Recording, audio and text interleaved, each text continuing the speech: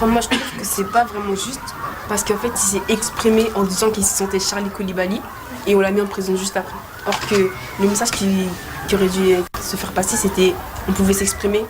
Vous avez travaillé sur ce que vous venez de dire, sur la différence entre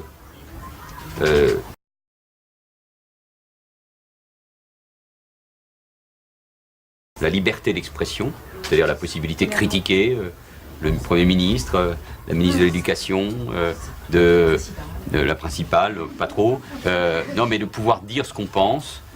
En revanche, insulter quelqu'un parce qu'il est juif, musulman ou chrétien, là, c'est passible d'un tribunal. Là, la loi peut punir. C'est ce travail de différence entre ce qu'est une opinion et ce qu'est une parole raciste, antisémite ou d'apologie du crime, qui, elle est condamnée. C'est pour ça que Dieudonné, c'est pas une prise de parole comme une autre. Il le fait exprès pour créer une provocation, pour une provocation, mais c'est un délit. Après, la justice dira ce qu'il en est. C'est pas à moi de le dire.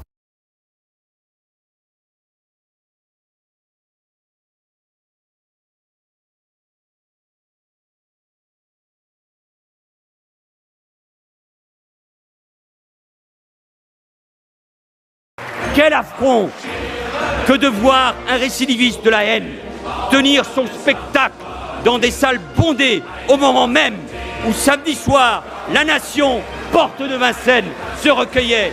Ne laissons jamais passer ces faits et que la justice soit implacable à l'égard de ces prédicateurs de la haine. Je le dis avec force, ici, à la tribune de l'Assemblée nationale.